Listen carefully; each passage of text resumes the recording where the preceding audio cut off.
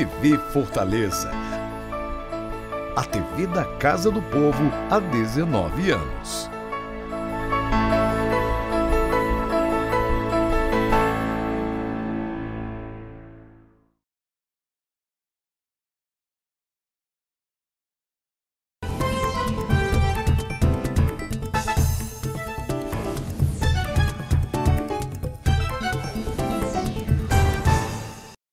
Olá, tudo bem? Estamos no ar com mais uma edição do Plenário da Cidade. Hoje a gente coloca em discussão aqui no programa o futuro político do Ceará e do Brasil. Passadas as eleições e definidos os nomes que irão administrar o Estado e o país, é hora de traçar as metas e ver quais devem ser as questões mais urgentes a serem tratadas tanto em nível local como nacional. E para aprofundar essa análise, nós convidamos o cientista político Cleiton Monte. Obrigado pela presença, bem-vindo, professor. Vamos começar falando sobre a disputa eleitoral desse ano, né? Uma eleição apertada, decidida em segundo turno. O ex-presidente Lula saiu vitorioso das urnas, vencendo aí o candidato à reeleição, o presidente Jair Bolsonaro do PL. Pela primeira vez na história, um presidente não consegue a reeleição, mas a diferença chega a pouco mais de 2 milhões de votos. Vai ser possível governar desse jeito, professor? Primeiro, obrigado pelo convite, Miguel. É um prazer estar aqui com você e discutindo ainda as eleições. Apesar de ter terminado a eleição, ainda é tema para muitos debates. A gente teve uma eleição que desde o início se colocava como muito apertada e o resultado, essa diferença muito pequena, a eleição mais apertada da história da democracia brasileira, demonstra que o país está dividido, né? Você teve percentuais muito próximos, os dois, tanto do atual presidente como do futuro presidente Lula. Isso significa que a eleição não vai resolver os nossos problemas. Nós vamos ter, sim, uma oposição muito fortalecida e o governo vai, sim, enfrentar grandes dificuldades, justamente porque ele tem a oposição no Congresso Nacional, dos governadores e de figuras importantes da opinião pública. Mas o presidente eleito disse que não vai se meter na eleição nem da Câmara e nem do Senado.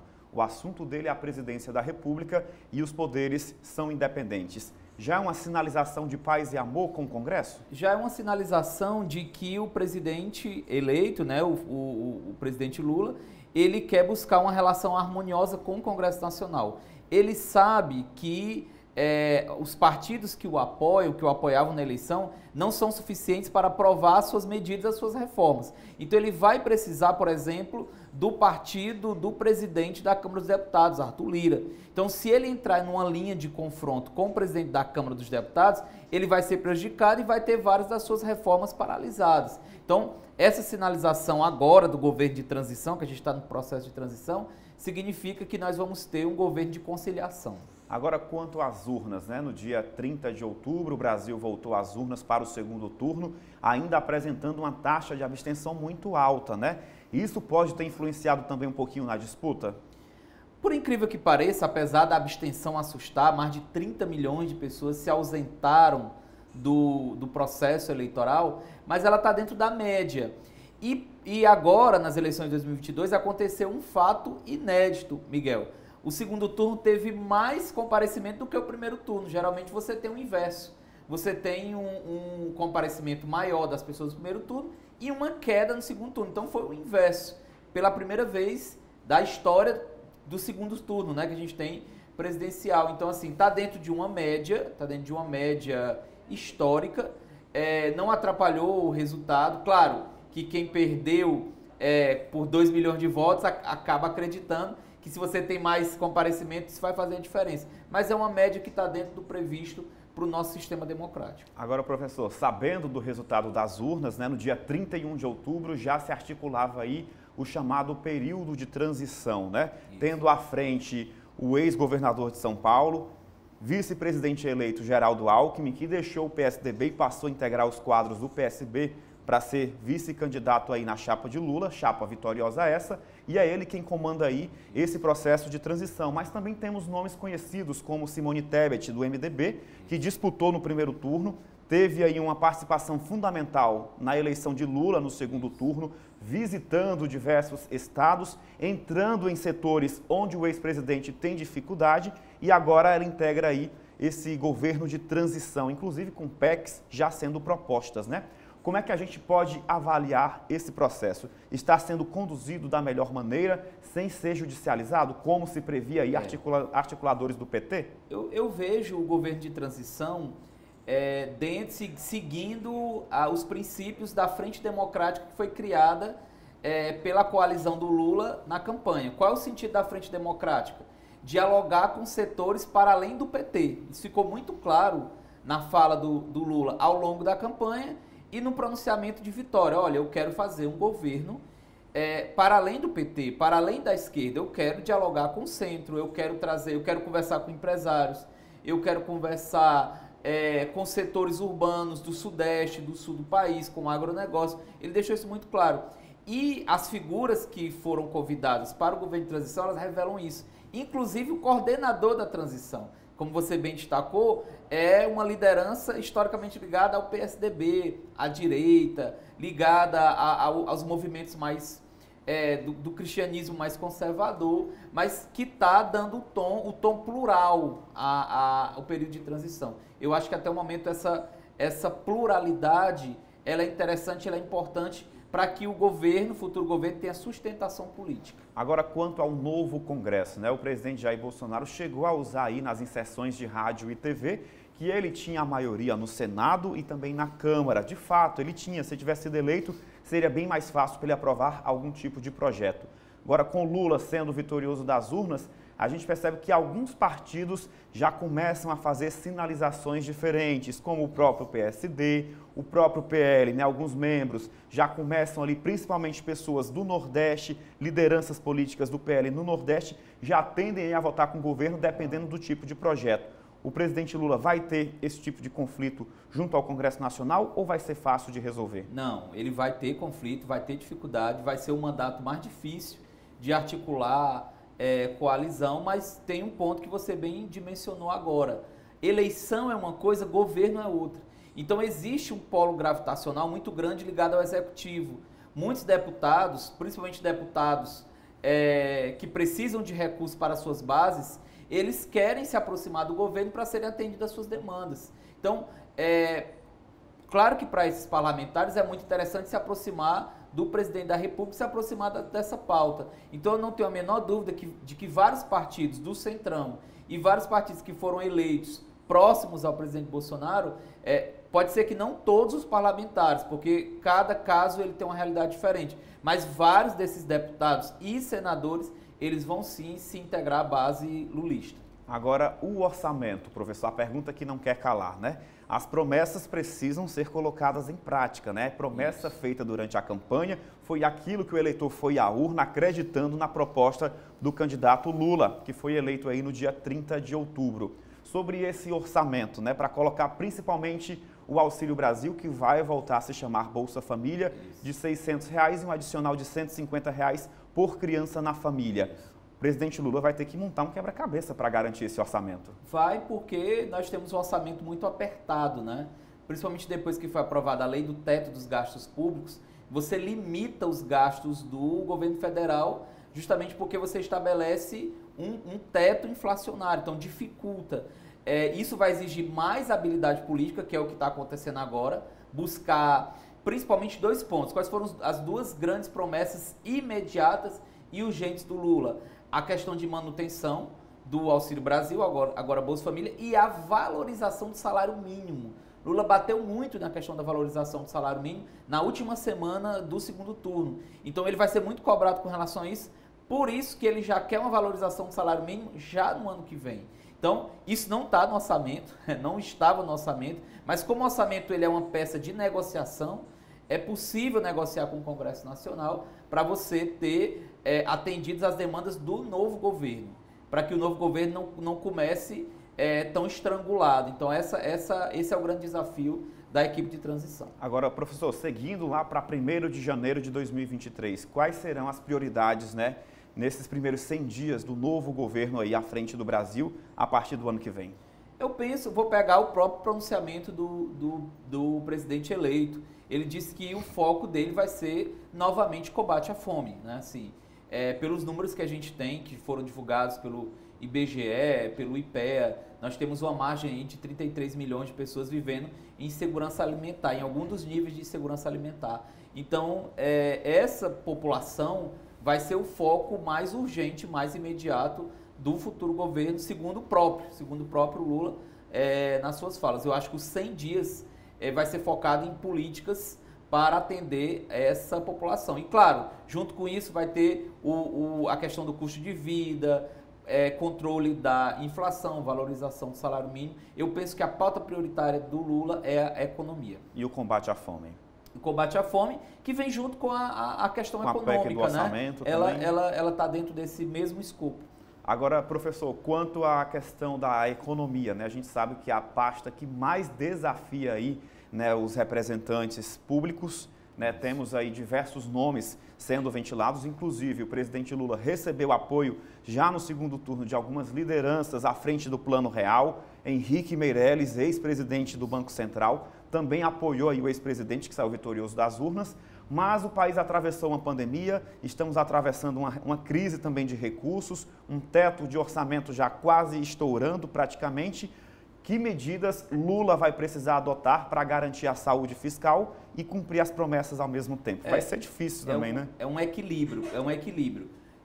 Lula se comprometeu com a responsabilidade fiscal, então ele não vai poder, né, extrapolar, digamos assim, um orçamento a ponto de comprometer as finanças públicas. Então ele tem que conseguir dar conta das suas promessas, como a questão do Auxílio Brasil, da valorização do salário mínimo, do investimento público, outra promessa do governo também, porque nós praticamente não tivemos investimentos públicos em larga escala. Lula quer retornar o investimento público e focar nas famílias de classe C e D.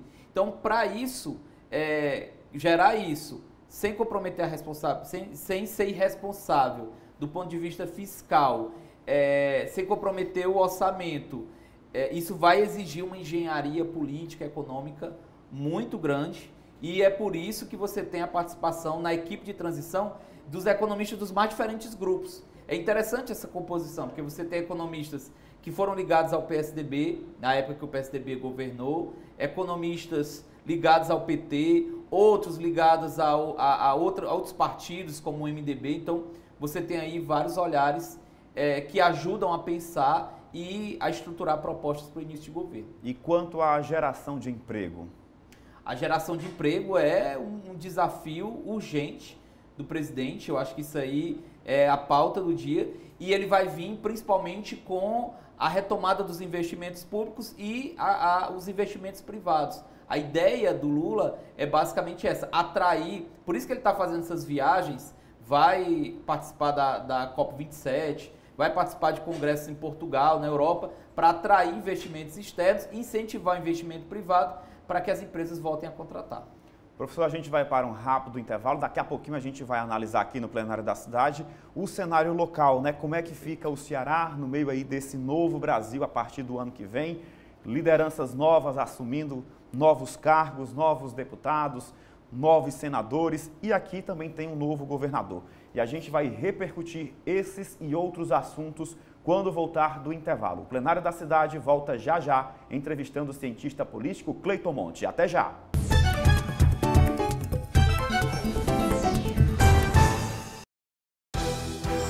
Avançar no social para um futuro mais certo e seguro em Fortaleza. Educação infantil de tempo integral. Escolas modelo. Centros culturais. Teatro São José. Casas da Cultura Digital. Observatório. Turmas avançadas da Prefeitura. Juventude Sem Fronteiras. Prefeitura e você. Uma Fortaleza que avança rumo ao futuro é a gente que faz. Bem-vindos ao novo ano.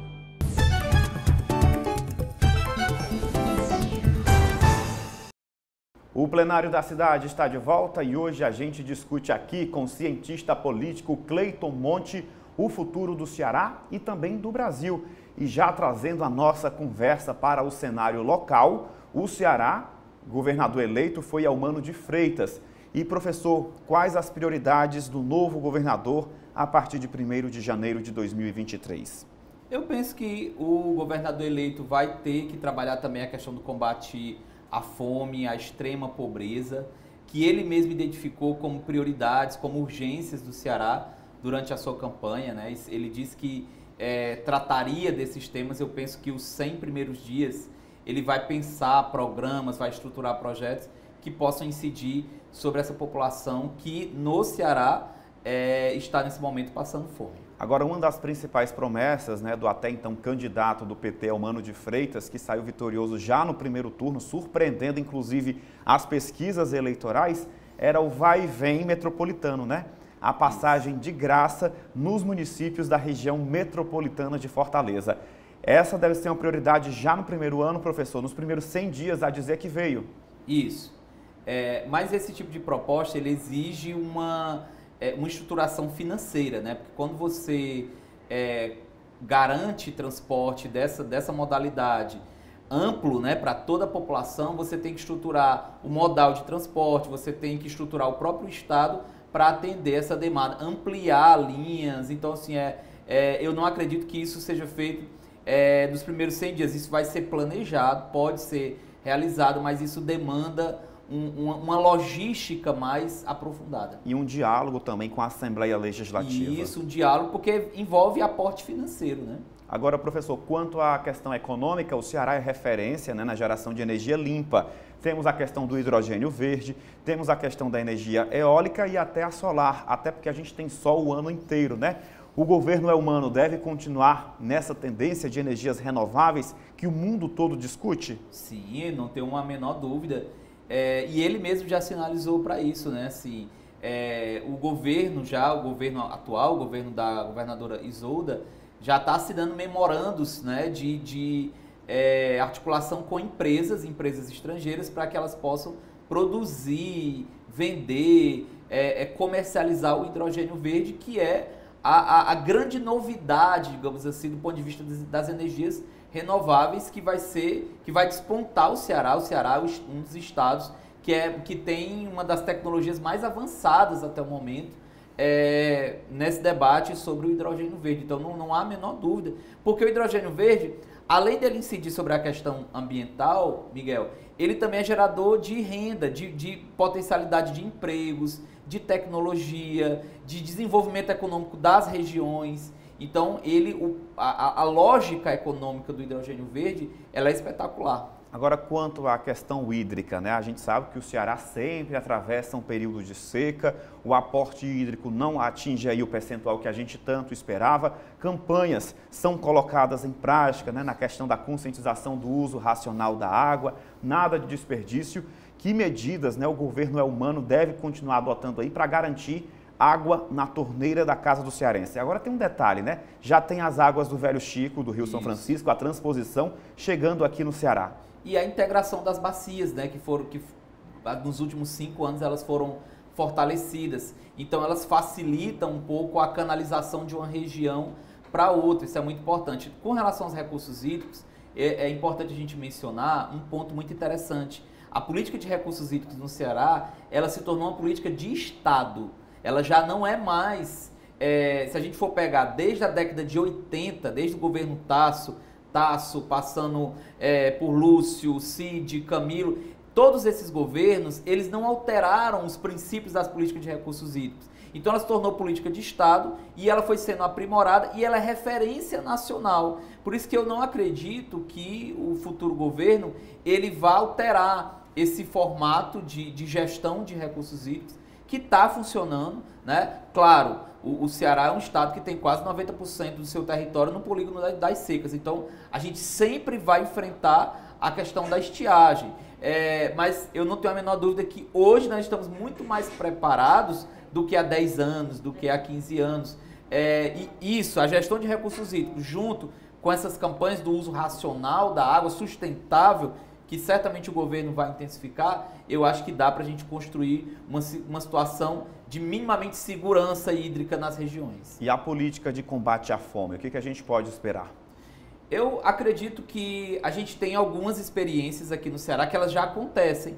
O governo ele poderia potencializá-las, como por exemplo as cozinhas comunitárias, que elas existem e elas produzem refeições para as comunidades empobrecidas. Nós temos a questão do crédito popular a partir de bancos comunitários. A lógica de relação de parceria com restaurantes a partir de programas de doação de alimentos. Então são experiências, Miguel, que elas já existem, mas elas existem numa escala muito reduzida. Onde é que o governo entra? Ele não entra criando uma nova experiência, ele entra expandindo isso que acontece. Então, por exemplo, se a gente tem cozinhas populares em todas as regiões metropolitanas do Ceará, Fortaleza, Sobral, Juazeiro do Norte, a gente tem uma redução significativa desse percentual alarmante e imoral que nós temos de pessoas passando fome. Agora, assim como o presidente Lula depende aí desse diálogo com o Congresso Nacional, aqui trazendo para a nossa realidade, o governador eleito, Eumano de Freitas, vai precisar ter uma relação também com a Assembleia Legislativa. É o parlamento, né, onde chancela, onde analisa os projetos. O que a gente pode esperar? Até porque Eumano saiu de dentro da Assembleia, né? Isso. É deputado estadual até o dia 31 de dezembro. Isso. Como é que a gente pode aí fazer uma análise sobre essa relação, Palácio da Abolição e Assembleia Legislativa? Isso. O Eumano tem experiência porque ele foi líder da bancada do PT, né? Ele foi um dos articuladores do governador na Assembleia, então ele tem experiência nesse trato, não é alguém que está chegando agora. A maior dificuldade que o Eumano vai ter, aliás, já está tendo, né? Ele já está tentando construir, é a aproximação com o PDT. O PDT é o partido que tem a maior bancada na Assembleia Legislativa, né? E é o partido que está dividido nesse momento. Você tem uma parte dele apoiando o futuro governo, outra parte ainda não se decidiu. Então, a grande logística, a grande engenharia política do governo é aproximar o PDT, trazer o PDT para a base aliada, para dar um pouco mais de tranquilidade para aprovar essas medidas na Assembleia Legislativa. Perfeito. Cleito, a gente já está seguindo para o final do programa, mas eu queria uma mensagem, né, olhando para aquela câmera, para o povo cearense, o que esperar da política local e também da política nacional nos próximos 4 anos. Perfeito. Eu acredito que a gente continua a ter turbulências, a gente não sai de um período de crise, a gente está vivendo uma série de crises, ainda se recuperando dos momentos mais críticos da pandemia, vivendo uma crise econômica muito turbulenta, uma crise política, mas eu penso que a partir de 2023 nós podemos estabelecer padrões mínimos de convívio, padrões mínimos de diálogo democrático, de respeito ao voto, de respeito à vontade da maioria e de ter essa relação civilizada que a gente perdeu muito. Eu acho que nos últimos anos, uma das coisas que a gente mais sofreu do ponto de vista político foi com relação ao convívio. As pessoas perderam o convívio a partir do momento que pensam diferente umas das outras. Eu acredito, eu espero que a partir de 2023 esse convívio, esses laços, eles possam ser reatados. Perfeito. Cleito, obrigado pela sua participação aqui no Plenário da Cidade. Seja sempre bem-vindo à programação da TV Fortaleza. Eu que agradeço. Pode convidar de novo. Com certeza. E nós vamos ficando por aqui. Você que nos assiste, claro, continua ligado na programação da TV da Casa do Povo. Um forte abraço, obrigado pela sua companhia e até mais.